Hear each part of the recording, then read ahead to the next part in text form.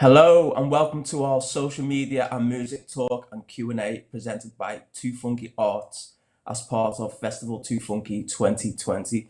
Now, generally, we'd be in a room with you all, but obviously because of the pandemic, we are doing this just wholly digitally. Hopefully, it's still enjoyable and hopefully you get a lot from it. This panel this evening is all about effective social media practices that will help you with sharing your music, increasing your following, and boosting your brand. Whether you're an upcoming singer, MC, DJ, producer, or manager, we hope you'll enjoy. We will have a series of questions from me to the panel, who are obviously very experienced and very well connected, as you can expect from a 2Funky production. But we'll also have opportunities for you to ask any questions you have as well. So let's start with introductions. First off, my name's Yaw Owusu. I'm the host. I'm the executive manager at the Playmaker Group.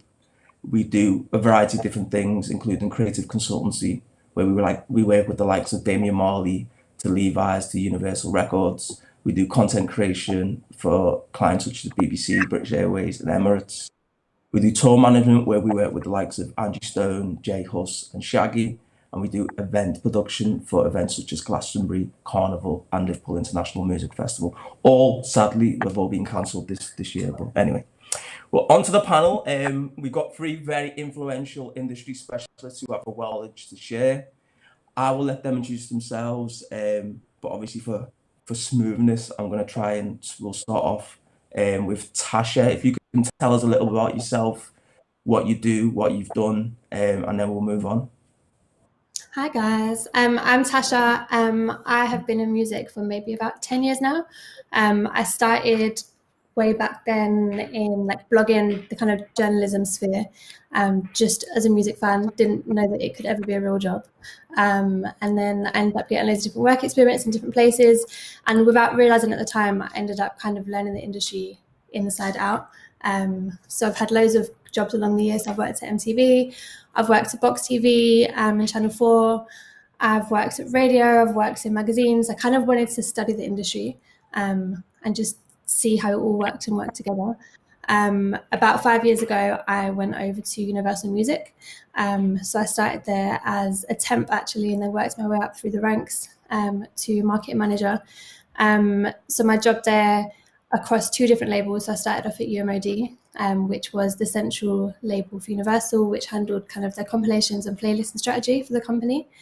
So over there, I kind of looked after more of the urban facing products. And then from there, I went on to Polydor. When I was at Polydor, I looked after the urban roster as market manager. So I looked after a ton of artists, kind of domestic and international. Worked on campaigns for the likes of Rich 2, Stefflon Don, Ramz, Playboi Carti, and loads more. And then from there, I was headhunted and moved over to Sony RCA and helped launch the imprint label since '93.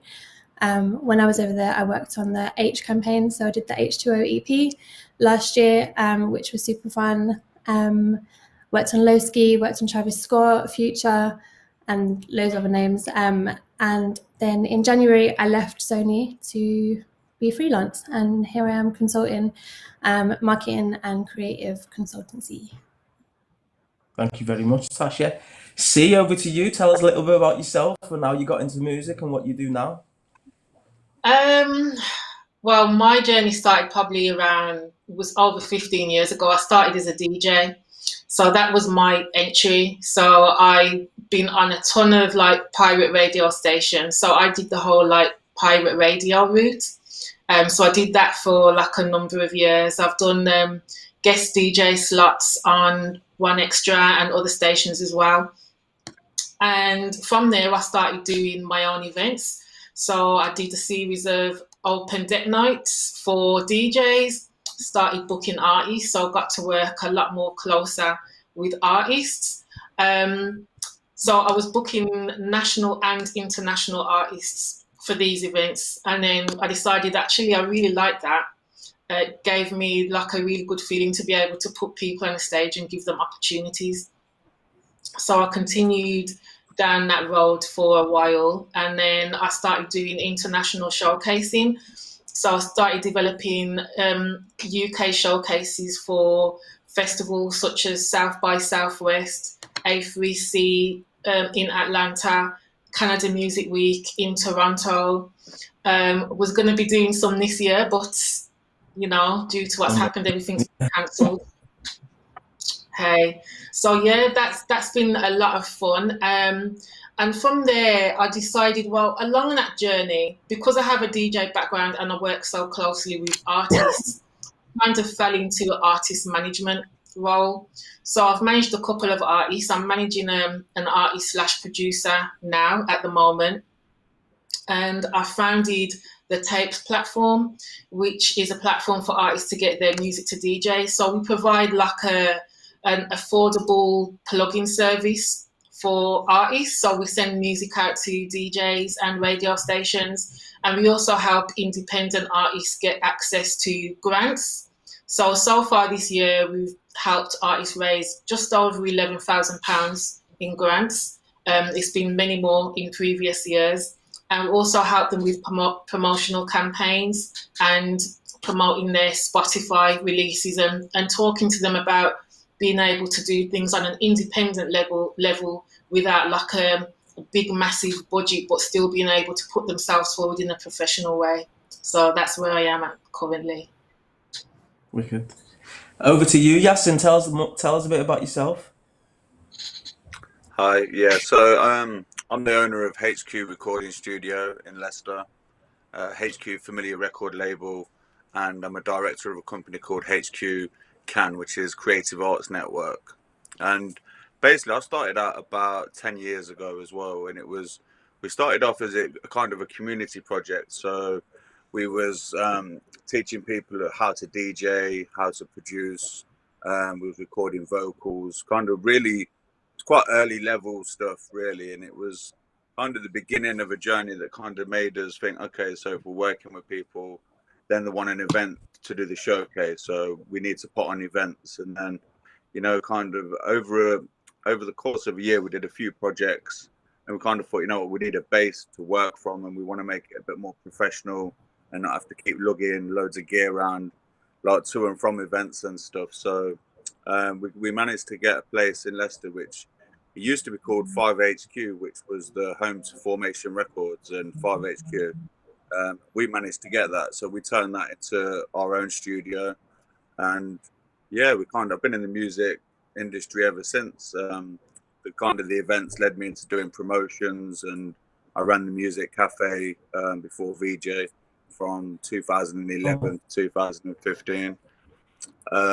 We set up a record label in 2017, kind of because we realized a lot of the music was just too good to just slap it on SoundCloud or YouTube.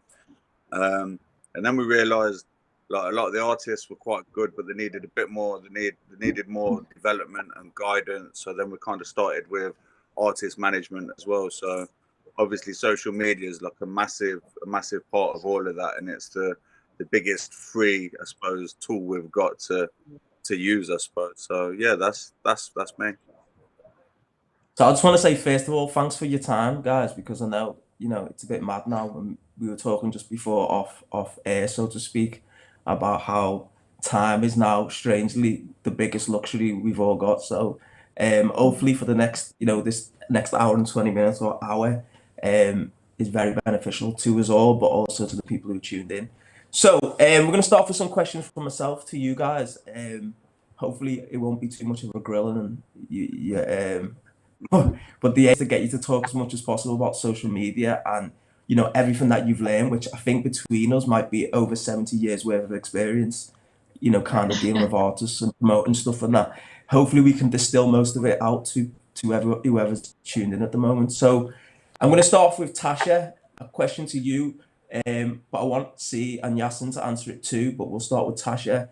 What is the most important starting point for any new artist in relation to creating a digital identity, and what initial factors should they consider? It's a double question there, to be fair, but a double whammy to start off with, yeah. Thanks. So what would I say to a new artist? Okay, so for me, it would be I guess, kind of putting together their brand, and them deciding exactly who they are and what they're representing and what they want to tell the world. With all the artists that I work with, I try and explain to them that although your music is the most important thing, obviously, that we're putting out to the world, like it's you, it's your brand, it's your personality, it's everything else around you that's going to kind of sell it and make people take note and want to listen to you and want to kind of be part of your journey. So I always like to figure out with them what else it is other than music that I guess could be of interest to fans or to you to kind of get out to the world. For example, you'd figure out like what their social media account is that they'd be good at. I think one key thing is to remember is that you don't need to be a pro at every single platform. It's really important to have like one key platform and really, really hone in on that and make that like your foundation, your base. And then if you have a team or kind of slowly, you can start utilizing the rest of them. So for example, say if Instagram is your favorite platform, which for most people it is, figuring out kind of what else you can put up there rather than just your music videos or just announcements and pieces of artwork, kind of build around that, like show people, I guess, how you make the track or what you're like in the studio or what other interests you have. If you're a footballer also, or if you're a really good cook, or if you have any really random hobbies, or I guess kind of just what other pieces you can feed in and put into, I guess, the mixture of who you are as an artist and how we can show that to the world. Yeah, I hope that makes sense. Makes sense. Perfect. C, over to you. What are your thoughts? So initial for new artists specifically, what should they take into consideration with their kind of digital identity, and what initial factors do you think? So I'm totally agreeing with Tasha on this one because I talk to artists about this all the time, and I come across artists that don't post enough and artists that just like post about like the totally wrong things. So I'm always like, make sure that your content is a representation of what you want to, it could be people's first impression of you. So what do you want people to think when they look at your social media profile? And for the most part, it's Instagram that they're using. So the kind of content that they should be putting up should be something that they want to be represented with themselves as an artist. So thinking about the brand and how they want to come across and what they want people to buy into is really, really important. So what kind of images are you putting up? What kind of videos are you putting up? Does it make sense to have them there? And does it tie into you as an artist, as a brand? And is it representative of what you do?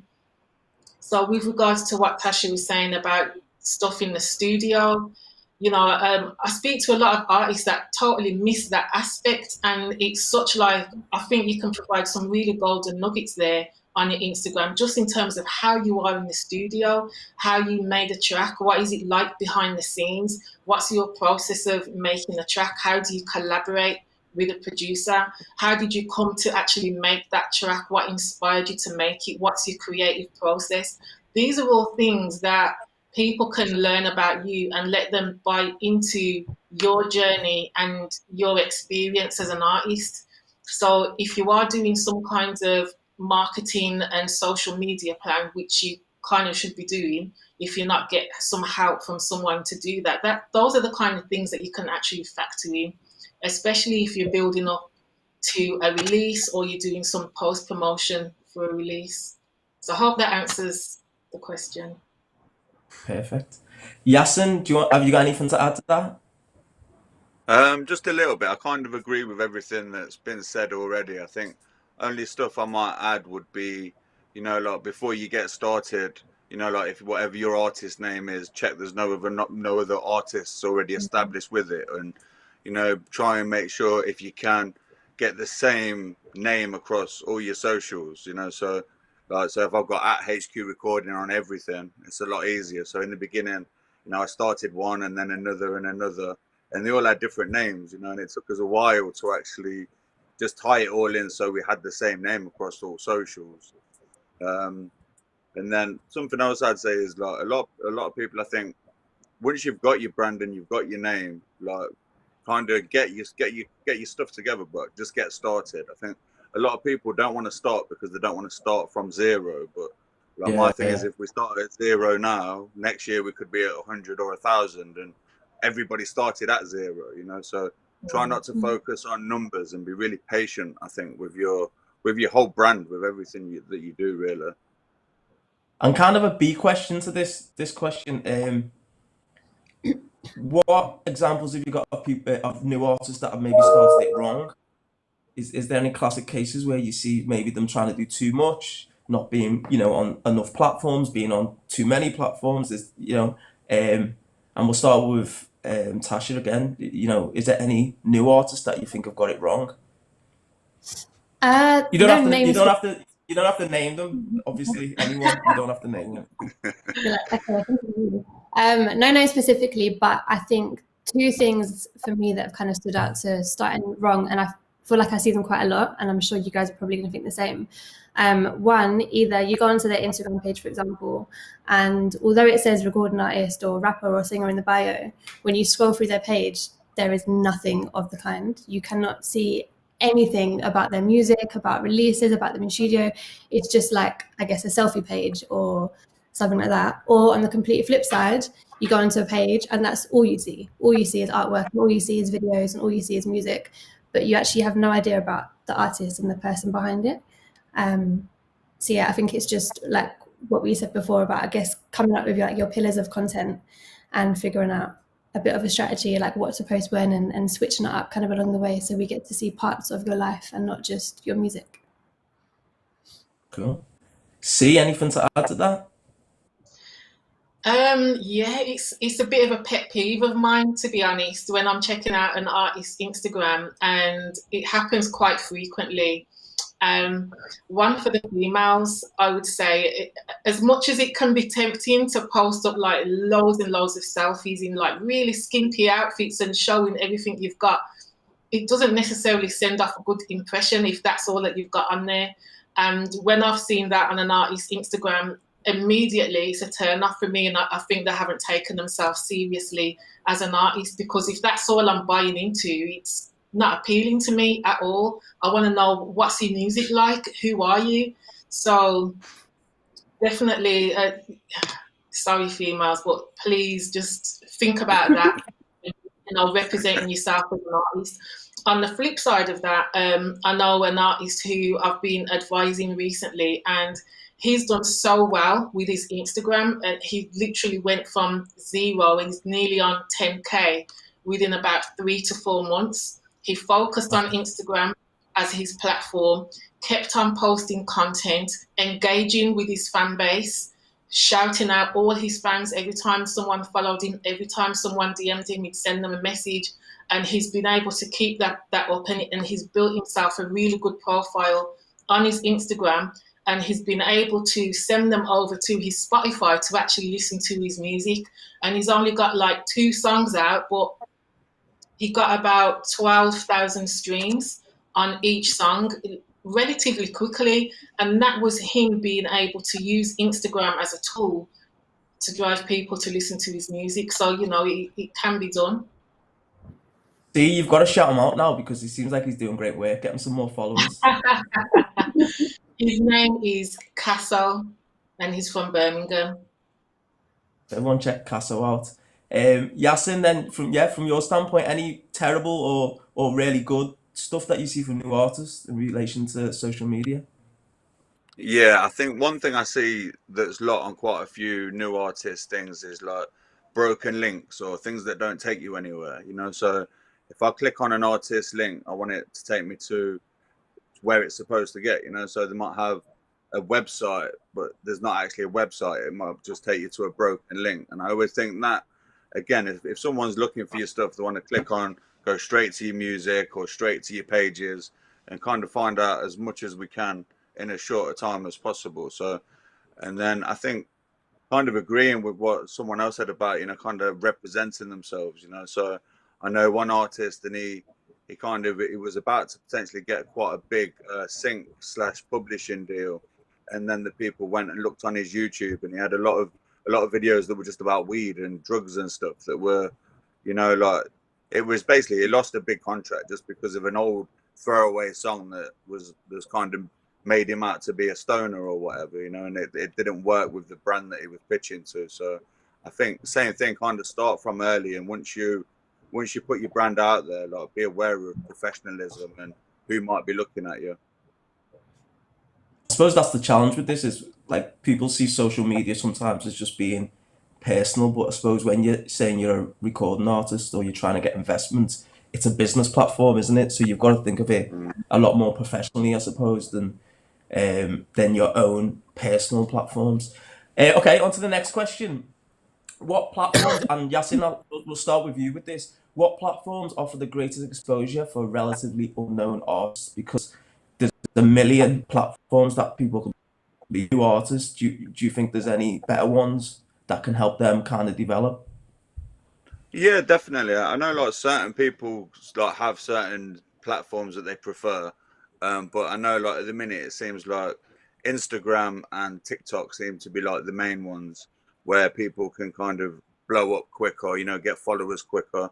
I feel like the other socials maybe take a little bit longer to build up, and I suppose different people use them for different things. You know, so I'm a bit older, so Facebook's my media of choice, you know, but I know the kids, they're not feeling Facebook no more. But obviously on the flip side, Facebook's got a lot of good tools for advertising, and like essentially I get quite a lot of business through Facebook personally, but then some of my artists actually get good traction on Facebook, but I think all of them get more on Instagram. But everyone's telling me TikTok is like literally like starting to now blow up artists from nothing. So we're trying to switch a bit of focus onto that, and also a little bit onto Twitch as an ulterior way of maybe streaming and getting, you know, monetizing streamings and stuff like that. So, but yeah, Insta and TikTok. Cool. See, what's your thoughts? You did mention Instagram before, so I assume you're a fan of Insta.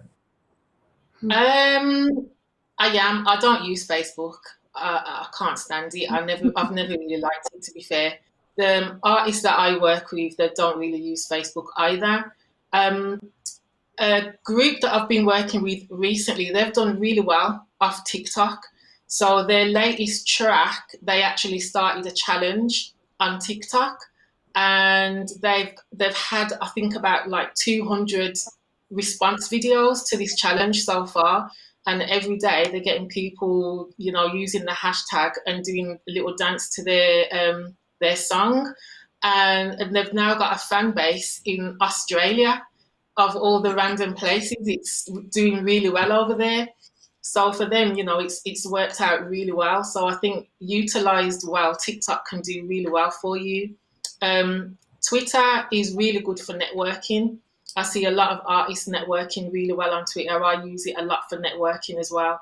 And it's so easy to use. It's so easy to share content. It's so easy to tag people. So I think that, you know, if used correctly, Twitter can be really good, because again, it's an easy way of finding people as well, through searches and hashtags and just using keywords and then following the recommendations of who to follow. I've found a lot of people through Twitter and been able to build up relationships with them through Twitter. So, yeah. Tasha, any thoughts? I know the labels that you've worked for, especially, I know I can definitely speak for Polydor. They were very good in terms of social media with artists, but any thoughts from yourself in terms of new artists and kind of what type of platforms that may take them to that next level? I think it's all been said, to be fair. I think Instagram obviously is the big one. TikTok, I think is good and it's doing really well, but I don't think it's for everyone. And so I think people need to understand when it is a good time to use TikTok or not. I feel like a lot of people now are just like, TikTok makes things viral, I must go on TikTok. And it's like, by doing like a little dance like this, you're not just going to go viral. Do you know what I mean? I think there needs to be a little more strategy behind your TikTok plan if you want to go that way. Twitter, I do agree, is also good. I think Twitter for me is good for artists because it allows them to kind of get those weird and wonderful thoughts out of their head that shows off a bit more of their personality. I know artists find it hard when they initially start on there because it feels like they're talking to nobody. But like you said before, everyone starts at ground zero at some time. So just start talking and it works. And it kind of builds up nicely. But YouTube is also a favorite of mine. And I feel like of late, YouTube have updated their system a little bit more to be a bit more user-friendly. And there's bits on there that I think work well for developing artists. For example, you can now do premieres on your YouTube videos. So it gives you that little bit more contact with your fans directly. I'm always trying to get my artists to start using the community tab on YouTube, which is kind of, again, a bit like a Twitter or Instagram feed in one, which helps with like algorithms and getting in front of your subscribers easier. And you can organize your YouTube channel really well in different shelves as well for like various content when you want to start kind of branching out just from your normal music videos. So for me, if I had to pick two, I would say to focus on Instagram and YouTube. Cool. So there's been a bunch of platforms mentioned there, and this is kind of a bit of a question that you guys wouldn't have been prepared for, but let's go with it. How much do you think this mastering these platforms and even being on these platforms takes artists away from the music? You know, like what's the balance of how they should spend their time? I'll go with Yasin first on that one. Obviously you work with a bunch of new artists a lot of times. Like, do you think sometimes it takes away? So, for instance, they're in the studio recording the track. Should they be focused on the track, or should they be focused on trying to record it so they've got content for Instagram, for instance? I think, to be honest, it's a weird thing because everybody's so different, you know. And I think a lot of it comes down to people's mindsets. You know, it's like I've got some artists who overthink every post to the point where it's really not time effective for them to use it. You know, they might spend 30 minutes working on one post, for instance, you know. So, and then I've got other people who just seem to be like, they're just on it, just kind of, it just comes naturally to them, and they're kind of, it comes easy, so it's not a chore and it don't take away. So I feel like for some people, like I would say, like, treat music like a full-time job. And when you're not doing music, if you can, obviously, but if you're not music, try and find time to master your medias and do your posts and stuff. But yeah, like I say, some of my artists do everything themselves, and I don't need to tell them anything. And then the others, they're just not really into it, or it don't really work that well for them. So we'll probably get them to post less, but still keep it consistent, and we'd help them a little bit with their content creation. But it's quite a personal thing, and I think some of it depends on your mindset and how you work and whether you're an overthinker or not, to be honest. See, over to you. I'll ask the same question to you. Do you think it takes away? Do you think it's a necessary evil? Do you think it's an evil to begin with? What's your thoughts? It's definitely necessary because it's the best means of communication and showing people your music and who you are as an artist and what you're about. So it needs to be taken advantage of. So if you're recording music in the studio, even if you take out 10 minutes to record some of that process, you know, at least you've got something that you can share. If you don't share that stuff, how are people then going to buy into you as an artist? How are people going to know what you're about? How are they going to see into, you know, your inside world? Then all you'll be posting is things like your artwork saying, song out now, link in bio. You know, you want to have a little bit more to offer than that. And that's what the content is about. You know, it enables you to build that engagement. So whether you want to do it or not, if you really want to take music seriously and have it as a career, these are the steps that you got to put in. Tasha, you've obviously made your name working with quite a lot of major label artists. Do you see and you know, obviously I'll mention one that is not all over social media that you probably worked on their campaign at Polydor, like Kendrick Lamar, for instance, who's not so much on social media. Do you think there's, at that stage, do you think artists can pick and choose, or do you think the same amount of time needs to be invested in social media? I think it completely varies artist to artist, and it completely depends on the person, the human behind it. Social media works best, and social media posts work best when they're authentic. If you're standing there trying to be a goofball or tell a joke or flex on Instagram, but it's not you, people will see through that straight away. So you don't need to do that. I think the thing that everyone needs to realize and kind of work out is like, what is their thing that they're happy to show. Someone like Kendrick, someone like J. Cole, all these people, they're not all over social media. Beyonce, for example, they're not all over social media. One, they've been in this game for a long time, so a lot has been shared about them over the years. But two, I think a lot of people like that about them. They like the mystery. And when Beyonce shares a picture or when Rihanna shares a picture, it's like, oh my God, this is amazing, because it's kind of rare. But they've built their brands up to that point. I'd say that I think for all artists, there's a way to get your personality and yourself across without having to do it 24/7. It can literally take 10 seconds of a day to record a quick Instagram video, or you can set up a GoPro in the corner of a studio and you can get to your session and not even think about it. And then at the end of the day, you can cut it up. Or I'm sure you've got a mate or a producer that you're with or an engineer that can take a quick behind the scenes picture. I feel like there's always something easy that you can put out without having to be like, I guess, a big personality. Cool. So see, onto your question, you're gonna head up this answer. What should the unsigned artists do to protect their music before uploading it? It's a boring one. Unfortunately, your straw was the smallest. Okay, to protect their music before uploading. Yeah, so I'm probably thinking more to SoundCloud and snippets on Twitter. And do you think there's a process that they need to be thinking about in terms of protecting the music before they do upload? So when you say protecting their music, in what way do you mean? So I do you suppose mean it's probably copyright legality. Obviously I made this before other people, etc., etc. Do you think that's important, as it was maybe 10 years ago when people sent music out and they would post it to themselves in the mail to prove that they made it at a certain date? I think that it's definitely important to try and protect your music. And one of the ways you can do that is by just posting snippets and using functions and tools that are within the websites. Like on SoundCloud, you don't have to have the option to download. I do think, though, that music's so widely available now on so many platforms. If someone really, really wants to copy your music or record it for their own personal use, there's not that much to stop them. Obviously, if you are part of a label, then there are going to be copyright and things around that, so someone wouldn't necessarily be able to commercially release your track or something that you've created.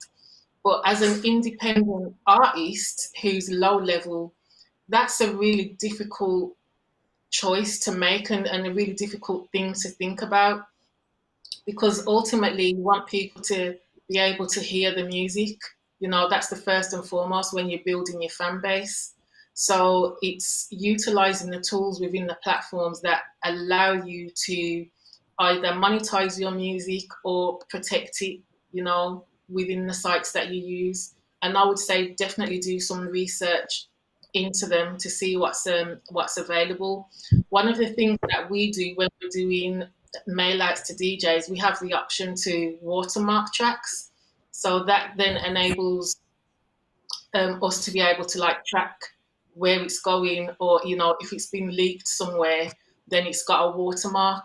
So there are tools available within platforms. It's just about researching exactly what those are and using the ones that are best for you. But I would say, because I speak to a lot of artists who were really bogged down by that stuff, and then they're just not putting anything out because they're like, oh, someone in America is going to copy my track, and it happened to a friend of a friend of a friend, and then they heard their track play somewhere else, so I'm not uploading it. I'm just going to have it here and I'll just play it to my friends, and kind of want to get away from that way of thinking. Cool. Yasin, over to you then. Someone who works with new artists and puts music out with your label, how easy is it for new independent artists to actually make money from releasing music via social media and even releasing music through streaming? To be honest, money wise, it's really tough, and especially streaming, it takes quite a long time for that income to start coming in. and you need to be getting a lot of streams to actually really notice. I think it's something silly like 1 million streams is about four grand or something like that. Obviously, most people ain't getting those kind of numbers. We usually say, like, I tell my artists, like, not to focus on money in the beginning, but maybe to try and like find other ways of earning money within music or within the industry or an associated industry, to kind of give them a little bit more time to start making money. And when the money does come, it usually comes more from shows, from selling merch, but definitely from live, I would say. Like, but before it was different, you know. I still have a few people who, you know, sell hard copies of CDs and do vinyl and stuff, and that's good physicals. But yeah, the streaming's, it's a really hard world, and most people, you know, it takes most artists a long time to be able to earn enough money to be solely reliant off music, you know. So again, it's a big patience thing, you know. Like, yeah, build the plan, build your brand, you know, but you're gonna have to put quite a lot of work in until you're getting that big money for sure. Don't forget, everyone who's tuning, you can ask questions to us by the Facebook page or on YouTube. I know this is streaming on YouTube. 2 questions we got so far. Siobhan asked, what do you guys think of Twitch? So we'll start with C. What's your thoughts on Twitch? I've never used Twitch, but I've heard about it, and it feels like it's something to tap into. So, you know, anything that's promoting music and enables artists to get their music heard, you know, is great. And I know that Twitch has got like a massive user base, so why not utilize it? I'm not interested in gamers or anything like that, so it's really not a thing for me. But I can see how it will be useful for artists, totally. Yasin, do you wanna? I know you mentioned Twitch before. Tell us a little bit about Twitch and how you guys use it.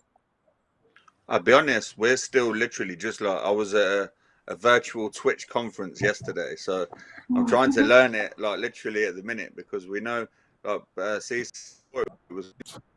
now a lot of music artists are starting to use it for live streaming, because there's ways that I think they can buy like, you know, like on computer games where you can buy currency kind of thing. Like, users can buy like these kind of credits and then give them to artists. So if you can build up a fan base on a thing like Twitch, you know, like, you can, it's a way of monetizing it and maybe getting paid for your streams. And again, what the people at Twitch are saying is, again, it's people want to know as much about you as possible, you know, and maybe they don't just want you to go on there and sing a song, you know. Maybe they want to see a bit about the behind the scenes process and, you know, kind of the whole thing that's going on, maybe stuff that they don't usually get to see. So we're working on some stuff that we're going to be doing some streams on Twitch soon, but I've not actually used it yet. So ask me again soon, and I'll be able to update you. Tasha, from your, have you been working with artists to do content for Twitch, and any insight you can give on that? Actually, never used Twitch either. So this is Siobhan,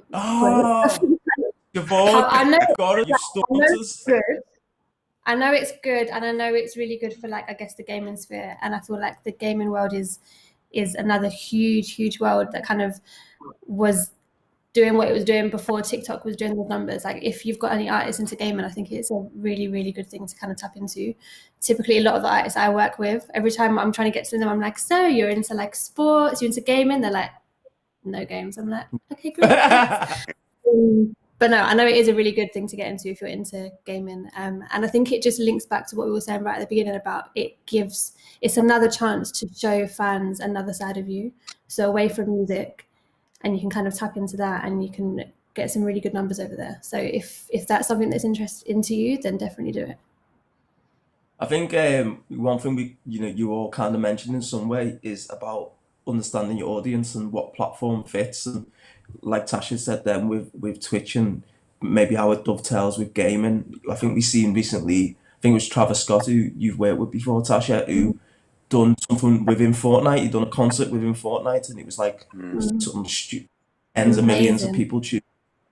You know, that cross pollination, I suppose. And I think if I read correctly, I think Sony are investing quite heavily in getting more artists involved in that side of things with the gaming, because gaming's got massive, people who do gaming online. It's massive, and there's a lot of money in it. So quite interesting to see how that develops. Siobhan, I hope you got a little bit from that, but I think the advice, if nothing else, is that we should all be checking out Twitch, because it's definitely something to pay attention forward.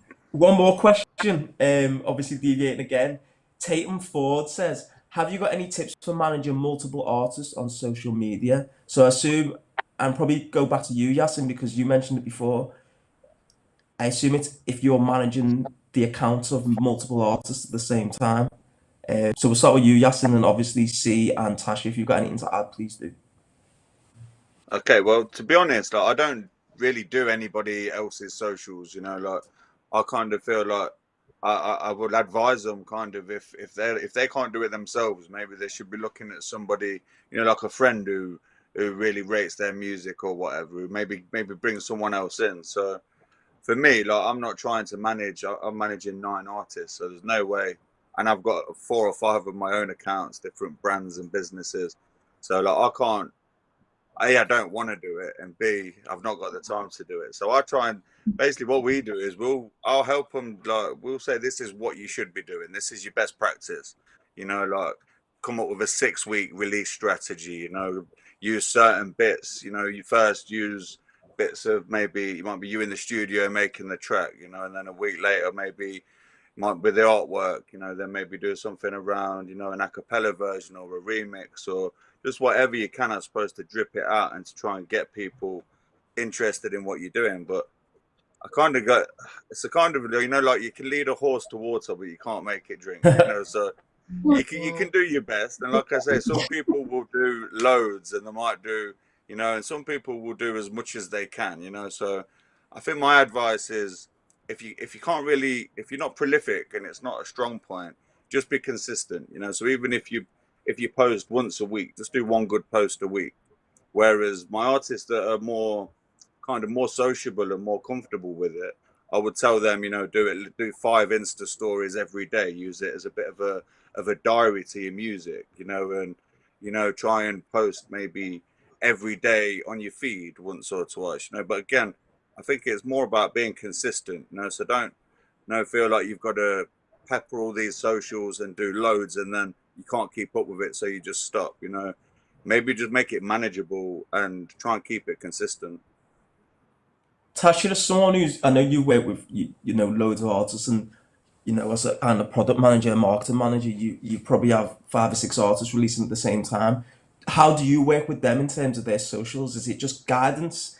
Is it do you ever actually post for them? Do you use any tools that would post for them on their behalf? I mean, every single artist is different. You can go from not being involved in the social media at all because they're all over it and they're good at it. You can go as far as to getting the social media agency on board, and then it's their job to be posting for the artist or helping come up with the plan. From my side, I kind of end up working with them on some kind of social media plan. I try and kind of plan in advance, so we always know what's coming in the next couple of weeks, but then obviously leave space to kind of be proactive and post about things that are relevant and happening kind of around the time. Create assets in advance as well. So on the Monday morning when you wake up, you've got plenty of assets to space out throughout the week, as well as any kind of new ones that we have to be making along the way. If I'm posting for artists, or if there's multiple artists to post for, there's loads of programs you can use. There's a program called HotSuite, which helps you to schedule posts across a number of platforms and a number of accounts. The way I usually find it better is an artist will look after like their biggest platform, for example, their Instagram. Most artists don't like giving away their passwords or their access to that account. So they normally tend to. The fact you smiled then. I know there's a story where you've probably seen stuff that you didn't want to see on some artist accounts. No, never. It's just everyone thinks looping. So as soon as you say, "Oh, hey, can I get access to your Instagram? I want to help you," suddenly they're like, "Oh my God, you're gonna go look for my DMs," and suddenly you're like, "What is in your DMs that I shouldn't be seeing?" Like, now I want to see them. But yeah, so nobody gives you access to their Instagram. So they will normally handle that, and then I'd provide them with the assets to be posting. Normally I'd literally have to say to them, if they're posting at 7:30, 7:25, here's your caption, here's the asset, and then they'll put it out in their own words. You kind of really have to like spoon feed them until they get the hang of it, I guess. And then when it comes to, I guess, the other platforms like the Facebooks and the Twitters, we can help out more so and kind of help post on their behalf, because you won't be replicating everything. You'd only be kind of posting key posts on those platforms. So yeah, I think it's a mixture. If you're at a level to kind of spend budget and get a social agency involved, I think that's a really great shout, because they can help on strategy and helping grow the numbers across the board as well, and bringing like a proper plan into place. Otherwise, it's a bit of a kind of like split up the job. You handle this, I handle this platform, and then you can use other things like HotSuite to help you schedule as well if you need to. See, one question that's come in, and it may seem like a fairly obvious answer, but maybe there's discussion around it. It says, do you think new artists should engage with their fans on social media? And I assume the question, it's by someone called Bobski, but I assume the question's probably more about, should that be the main focus, or should it be about them building up and kind of just being quite separate and just sending out information? What's your thoughts on that? My thoughts on that, I'm really big on this actually. I really think you need to engage with your fan base on socials. If you're serious about growing an audience, the best way to do that is to engage with them and continue to engage with them, you know, and then get them sharing things for you. You'll build up that kind of relationship where they will want to advocate on your behalf, and they'll start tagging their friends and tagging people and sharing things of yours on their stories. They'll regularly tune into your lives. They'll go and check your stuff out on Spotify. They'll go and watch your videos. But if all you do is post and don't engage, what are you then giving them to actually engage with? Why should they stay a fan? So the best way to build up your fan base is to engage with your audience and get them to work for you.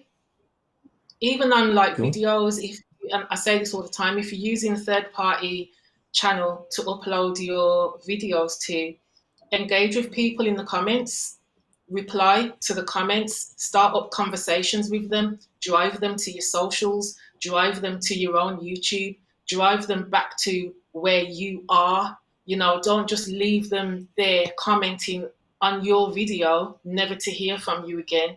You know, make fans out of them, make an audience out of them, build an ongoing relationship with them. That's really, really important. And it might be time consuming. You might not really want to do it, but it's the best way of growing your fan base and actually keeping a core fan base engaged. Well, it seems that, you know, with artists or with anybody really, you put stuff out there because you want people to care.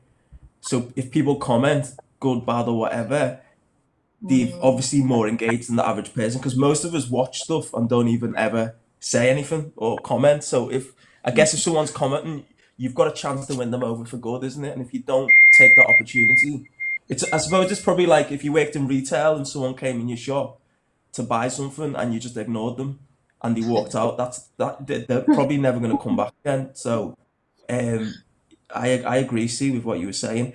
One more question from online before we carry on. And Tasha, I'll ask you this one. Do you think social media hinders new artists just as much as it helps them? Do you think there's ever a time when social media can actually stop an artist from developing their artistry or their career? Or, you know, in the case of, I know I'm not going to say anyone's names, but yeah, go on. I love what you're going to say then. I don't think I'd say that it can hinder them, no. I think the thought of social media for new artists may feel like it's stopping them from progressing because they've got a mind block and they don't know how to start the Twitter page, or they don't know what to post, they don't know what to do with the Instagram. So I guess in that sense, like mind over matter might stop them. I think Martin, you were saying it earlier, like they kind of want to put it off until they've got like the perfect things to post. I think in that sense, maybe it will hinder them from getting started. I mean, unless you're a horrible person and you're tweeting and putting out horrible content, I don't see a way of it kind of hurting your brand at all. you're putting yourself out to the world, you're putting your music out, you're showing them your personality. If there's 3 people watching or 3 people liking, great, because those 3 people might go and tell 3 more people, and then you've got 9 people, and then suddenly you've got 27 people, and then before you know it, you've got 50 followers.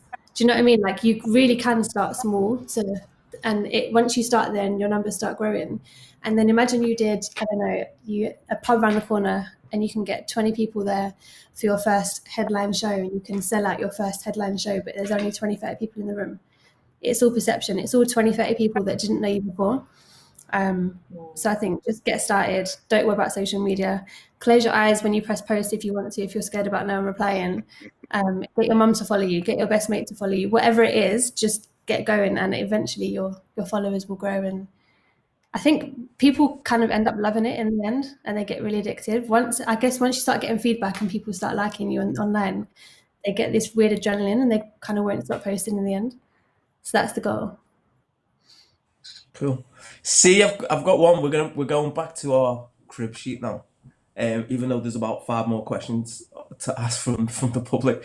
But see, you work with a lot of artists who are trying to get radio play. Obviously, you offer that as a service.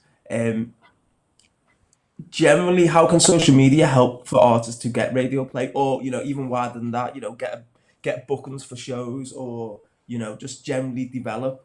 So it's probably more, how can they get industry people interested using social media?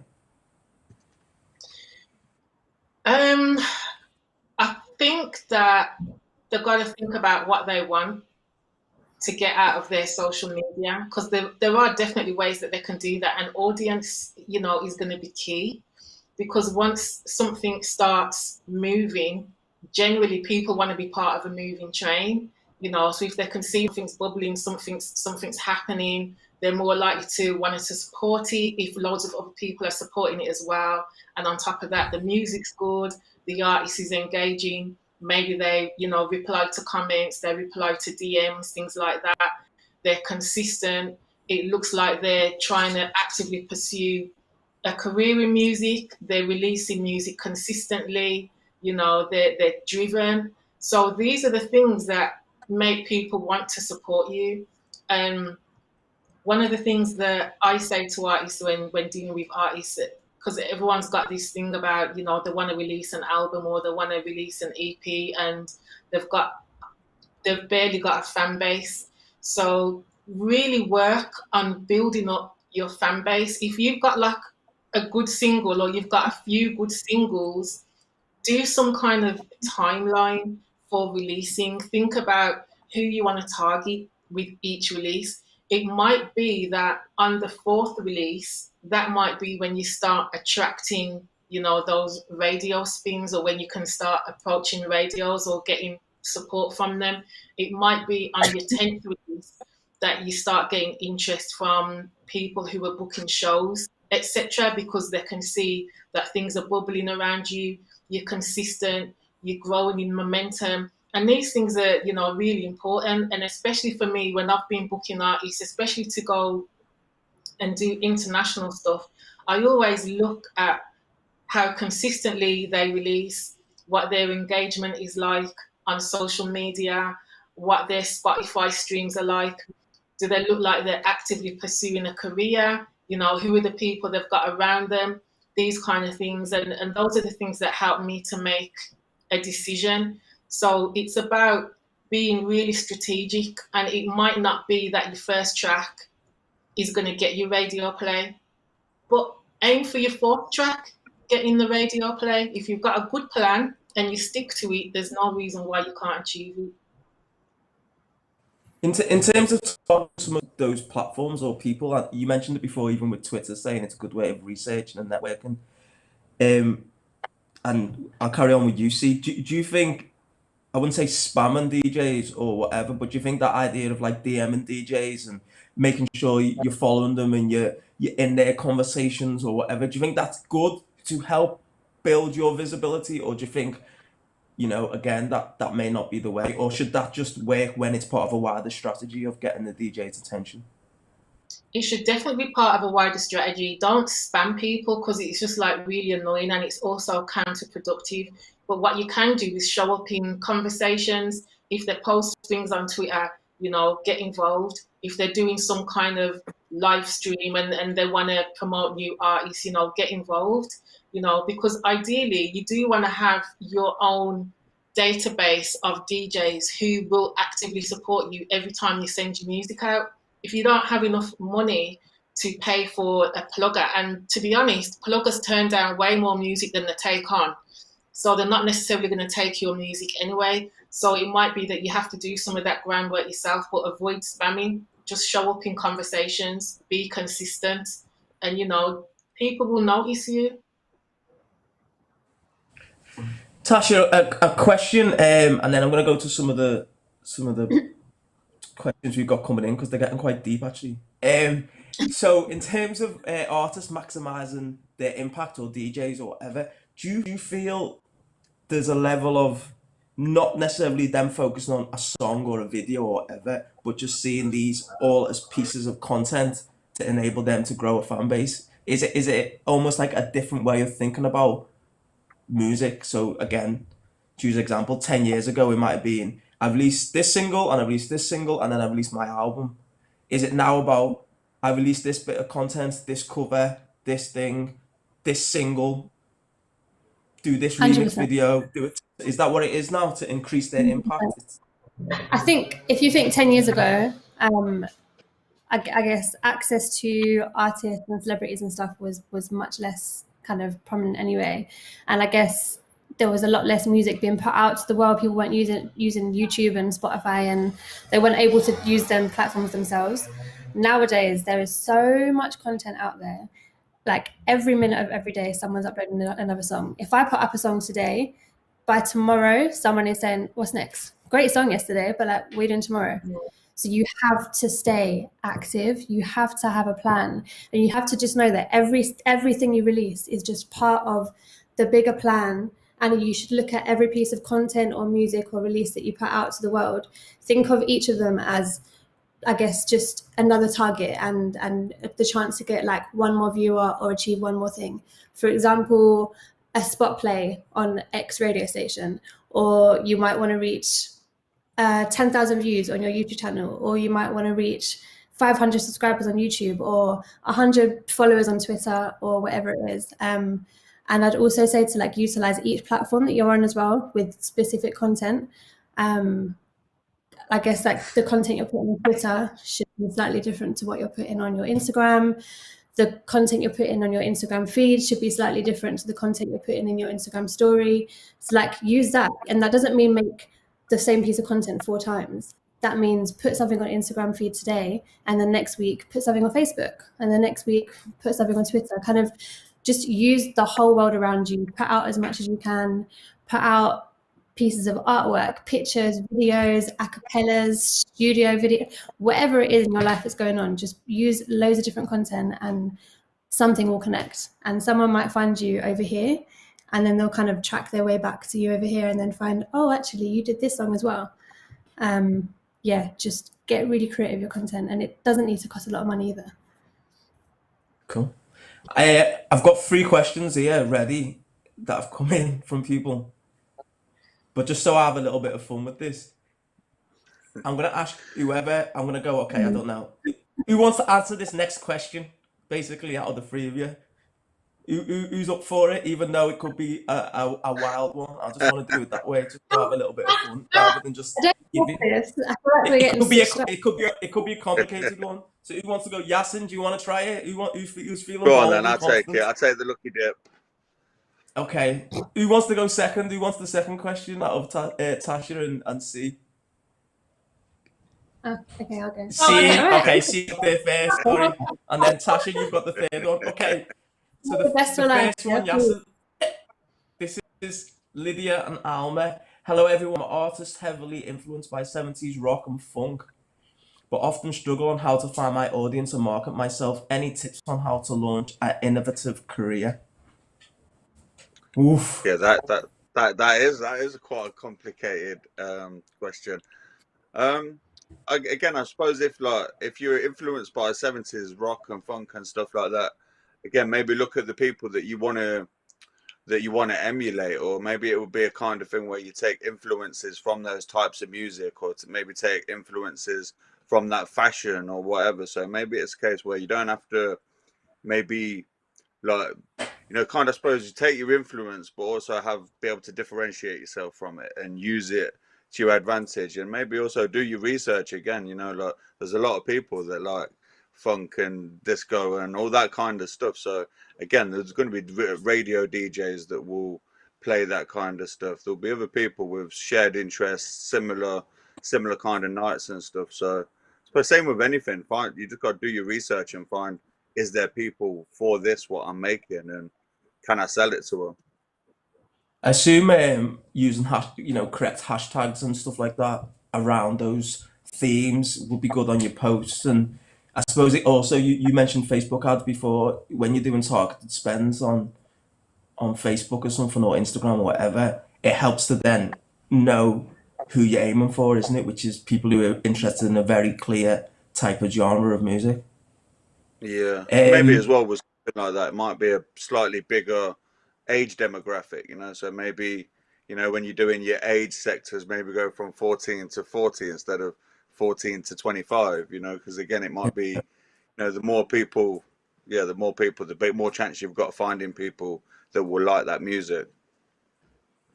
I must say, and I'm sure you guys all use it, but I think Facebook ads, and obviously Facebook, you can kind of do it over Facebook and Instagram. I just think some of the, if you're a proper nerd and you want to go deep into that stuff, it's actually amazing how you can target people, like, to the point of like, what school did they go to, how much do they earn, they just graduated, have they started a new job, or they getting married, But it's important, because I suppose the more you know your audience, the more you can target them. I remember reading It's a weird thing, though. Saying, what'd you say? Sorry.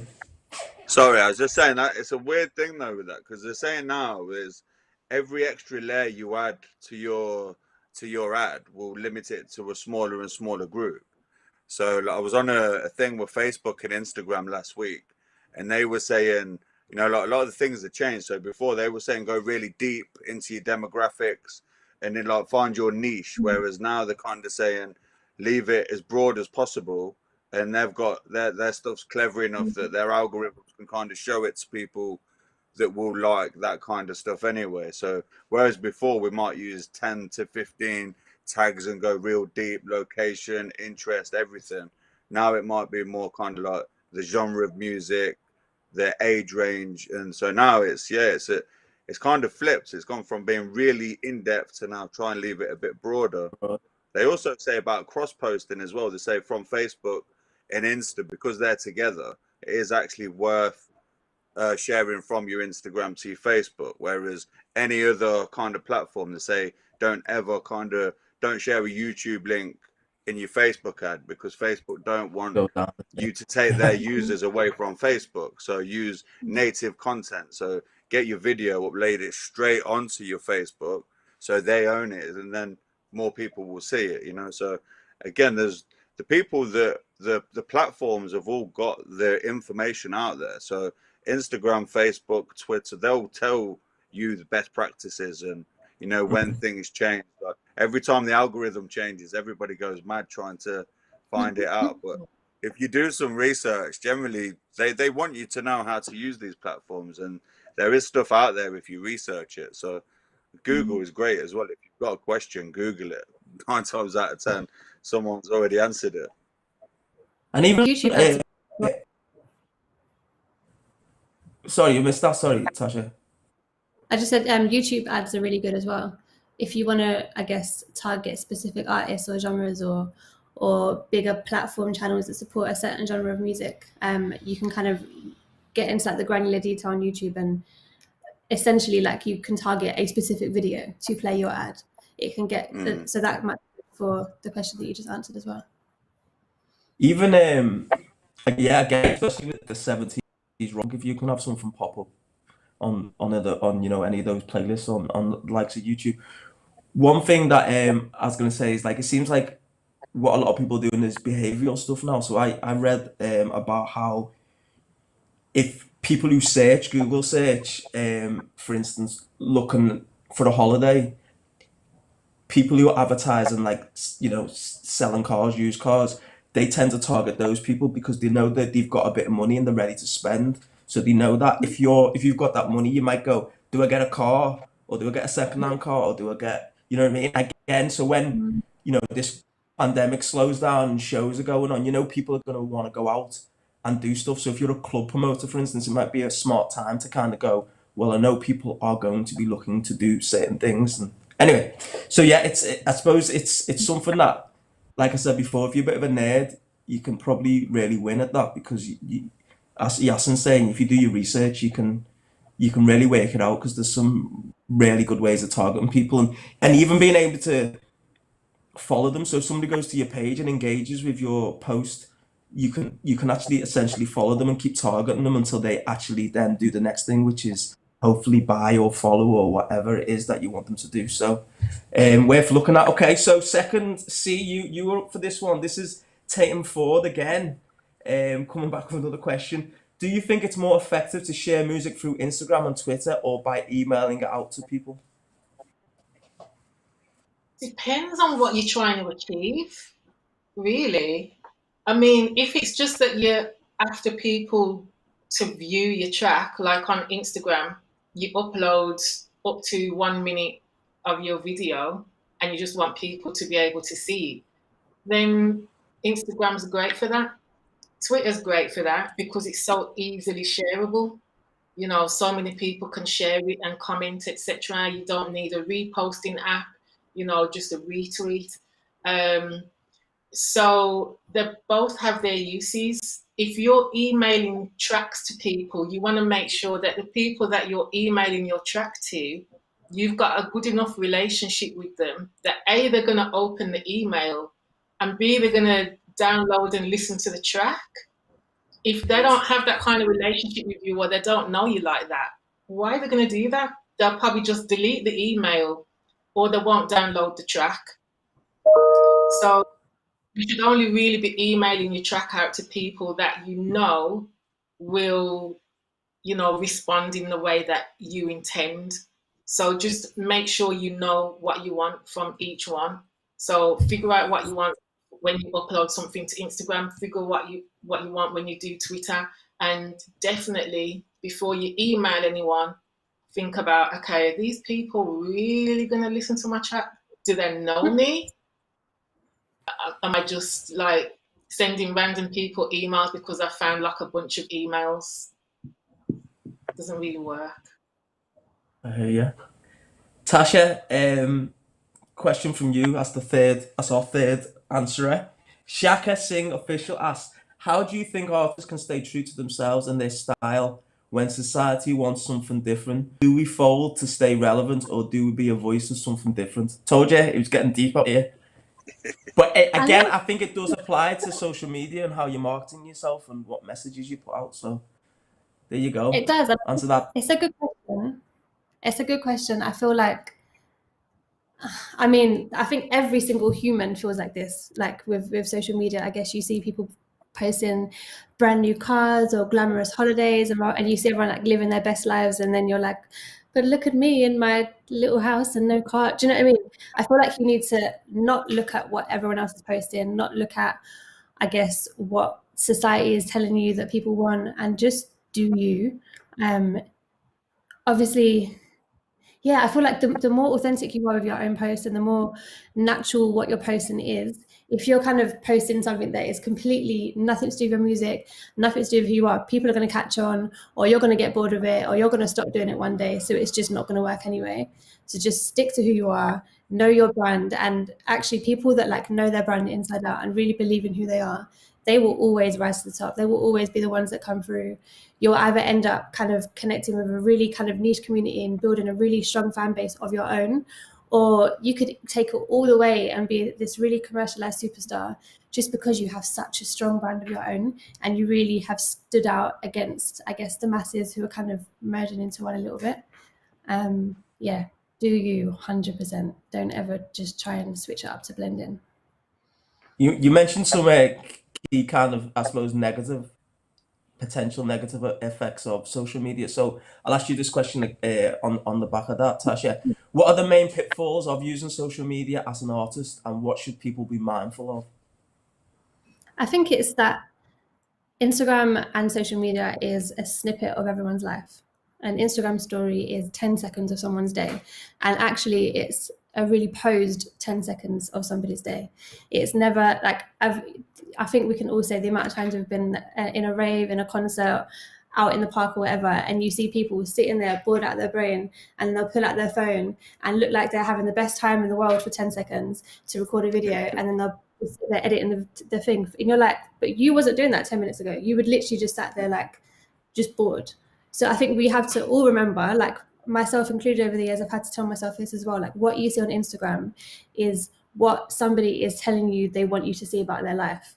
You're not seeing what they look like when they get out of bed in the morning. You're not seeing actually when they tried to record that hook 20 times and they just couldn't hit that note. You're not seeing the time where they had writer's block in the studio, or the time where they didn't get the radio play that they wanted to. You're just seeing like the cream of the crop moments and the highlights in it, odd pieces, and it's the highlight reel of your life. And if you look at how we all use social media, it's probably the same way. None of us sit here and say, oh, I'm having a really bad day today, here's a picture. So I think remember that it's that. And I think when you use it yourself, one, bring a little bit more honesty into your post, because I think people actually gravitate towards that really well. And they do like when people are a bit more honest about their life and how they're really feeling. And two, remember to just use your social media. I guess it's kind of like the modern day CV. So when back in the day you'd have a CV, or you'd have a Wikipedia or a MySpace or whatever it is, now you can find everything you want to know about an artist on their Instagram or their Facebook or their YouTube. So like put those moments on there, so that if you can have one quick scroll through there, like I feel like I know who you are, cool, and we're good to go. Cool. Yasin, ask you this question, and see, I'll come to you as well on this. How can the new generation of music managers use social media to their advantage? So more about you guys promoting your artist or your label or your stock of music. So again, I think it's kind of like research, you know. I feel like everything, and not even just in music, you know, kind of it's everything around like the whole creative industries and what we're trying to do. It's all kind of relationship based, you know. So I say try and get people to help you, you know. Try and do whatever you can to get to where you need to be, you know. Try and get people buying into everything you're selling, and just be relentless, you know what I mean? Because it's such a I've lost my train of thought a bit there, but it's just such a crazy industry, you know, and everyone's so different, you know. What works for one person might work a little bit differently. So I think you just got to know yourself, know your brand, know what you're trying to sell, and kind of believe in it, you know, because if you don't believe in it, no one else will. But the same way, if you gas it up and you put it out in the wrong way, people won't be interested, you know. So which kind of leads into something separately, but also like professionalism, you know. Like someone just hits you up like, yo, listen to this, like, well, no, I'm not gonna, you know. But if someone messages me like, oh yeah, so, you know, like really like what you're doing with HQ, like that song you put out last week with Hinders was sick, and da da da da da. If you could listen to this and give me a little bit of feedback, you know, then I'd be more likely to, because, you know, they've took some time and it's not spam and it's not, you know what I mean? It's been presented in the right way. So I can't actually remember what the question was I was answering. That's I'll reiterate it now, but it's spot on. How can the new generation of music managers use social media to their advantage? C, I'll ask you the same question as well. I think, you know, like Yasin was saying, it's about knowing your brand and what you're using social media for. So I don't necessarily use my company's social media to promote the artists that I'm working with, unless I have something specifically of theirs to post about. So I tend to post from more like a brand perspective. So I'll think about, okay, what are the values that I'm able to offer people as part of my brand? I'll think about the service that I provide and the kind of posts that will tie in with that service and give real value so that people will want to engage. So I've spent a lot of time just, you know, researching that aspect thinking about the value that I can offer people, thinking about the best way of presenting it to people. And it's a lot of experimentation as well. I experiment with different kinds of posts, you know, all the time. But I'm always sure to keep my tone is always aligned with my brand. I won't use certain words. I won't use profanity or anything like that, even though I use it in everyday life. I'm not going to use it, you know, in my social media, because that's not what I want people to see. So, you know, I'm very conscious about, you know, what I'm putting out there. So really have a think about, you know, what your brand is and what value you're offering to people as well that will make people want to engage, because people don't just want to be sold to all the time, because we see so much of that, and we see so many posts of people's artwork and, you know, song coming out in 2 days' time, check the link in bio for this, check the link in bio for that. You've got to try and think beyond that. And social media is just a great way of experimenting with different things, seeing what works, seeing what doesn't, pulling down on what does work, seeing what platforms work best for you, what platforms you get the most traction on. Just play around with it, but just make sure that you always have your branding in mind. Great. We've got about 10 minutes left on this, so we're going to rattle through about 2 or 3 more questions. So this is to you all, but we're going to answer it in alphabetical order. So C, unfortunately, on you again. How can social media be used to overcome geographical barriers for artists and music managers who aren't London-based? Okay, well, social media is on the World Wide Web, so it's not geographically tied to anywhere. So that's the beauty of it. You just got to use it, you know, as best as you can, really, and think strategically as well, you know, because although there is more of an industry in London, we are all aware that the industry is in London. It doesn't mean that you have to be in London to access that industry. You can still get support where you are and build your own following where you are that can spill out to other parts of the world and to other parts of the country. And there are examples of people who do that really, really well. And especially, you know, in Birmingham, where I'm from, there's lots of artists who have got like big followings on social media. They're not mainstream artists at all, but in Birmingham, they're really, really, really well known, and they're doing pretty good just off that alone. And what will happen is that will be able to spill out, you know, onto a national level. And then the next step is they'll get offers from labels, they'll get distribution offers, you know. So there's lots of ways. You just got to really think about how to use it to your advantage. Another thing that you should think about as well is that the distributors now are offering all kinds of deals and offers to artists who can demonstrate some kind of growth and fan base. So utilize all the things that are on offer and that are available to you, and just grow. You don't need to limit yourself just because you're not in London. Do you think the online potential online, do you think that changes how artists develop? Do you think artists still need to focus on, you know, their local tastemakers and building, you know, a local fan base in their area, or do you think it's just, you know, go wherever you feel you should be using the internet? I think you can go wherever your fan base is, to be honest. And if your fan base is somewhere else, then why not tap into that? I don't feel like you have to grow a massive fan base in one place before you can move on to the next. You know, being an artist and being in the music industry is all about a journey. You shouldn't ever limit yourself. You know, I never have, and I know many artists that haven't. You know, there are dangers in limiting yourself, but it's just that it's probably going to be easier to have that fan base initially in the place where you are, and then having it spill out beyond that. Because if you can get like a load of people who know you in your city to support what you're doing, then it's going to have like more of a reach and more of a domino effect. So it's just an easy starting point, really. Tasha, one for you. How do you think the coronavirus has changed the online landscape of the music industry? Ooh, well, I think we're still. I think honestly, it has made people get creative again. I feel like over the last few years, I feel like things might have got a little bit stagnant. I feel like maybe people don't concentrate on creative as much as they maybe should.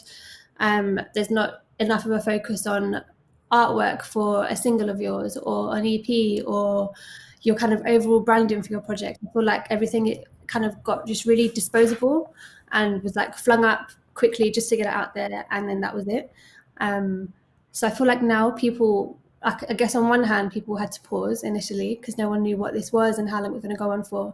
So I think that pause moment allowed everyone, including myself, to just sit for a second and plan a little bit and really think about what has been happening for the last however long, what I've been working on, what else I want to be doing in my life, and kind of how to improve. And then also just getting really creative. We all love music. We want to get paid. We want to be able to do our job still. So now that we're sat in our house, how can we do our job from our house? And you see people, some people are thriving, and I feel like it's brought some like excitement back. Like Sinead Harnett, for example, has done Instagram live performances and shows. You get people doing, I get like joint performances with their mates, or I feel like it's given everyone that kind of like energy that they needed again.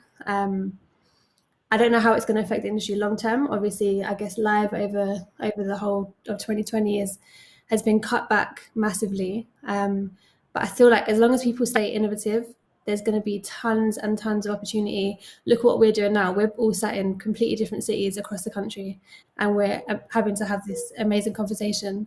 And it's easy. So why can't you do this with your fans?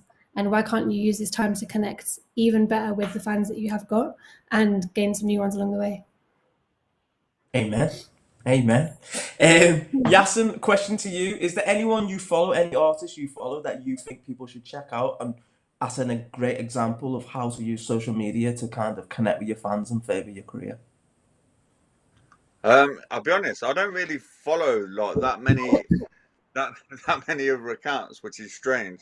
I mainly follow like my artists, and kind of other than that, I'm looking at, it's probably more like stuff, not necessarily 100% music based, but I know like there's a lot of people say like Kamikaze, his media is always good, is always consistent, he's doing different stuff, lives, and for Diz, he's always doing different stuff. Is kind of what I like is when artists ask a lot of questions, and do you want this song or that song, and kind of getting people involved, so that it's not just giving me stuff, like stuff that involves you a bit.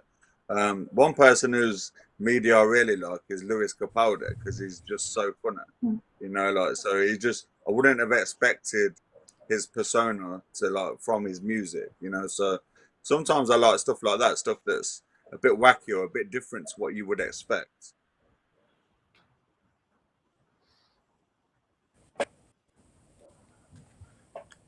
Hello.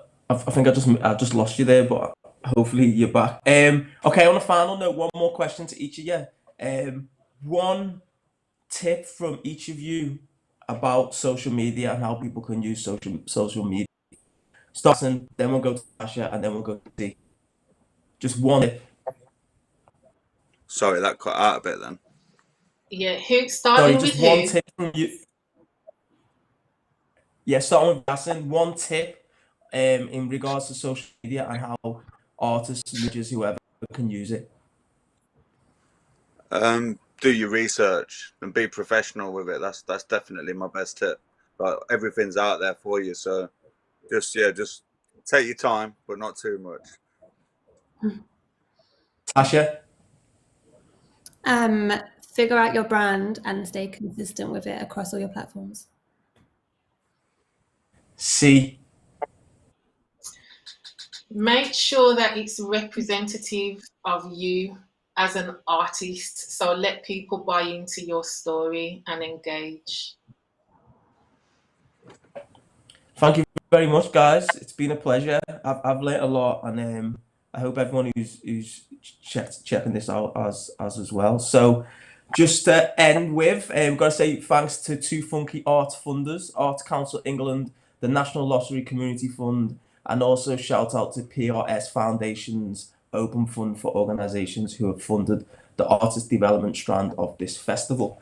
Don't forget, there's a lot of great events that kind of kicking off. I think we were the first one. So as part of the Festival2Funky 2020, there's loads of events happening over this weekend. So make sure you check out the online program and tune in via socials at 2Funky Empire. So that's YouTube, Facebook, and Instagram. Coming up after us is the official launch event hosted by Carol Leeming and with some amazing artists. I think it's an all-female lineup, so make sure you stay tuned. Thank you very much for your time, and hopefully we see you in person soon. Thank you. Thank you. Bye. At HQ Recording.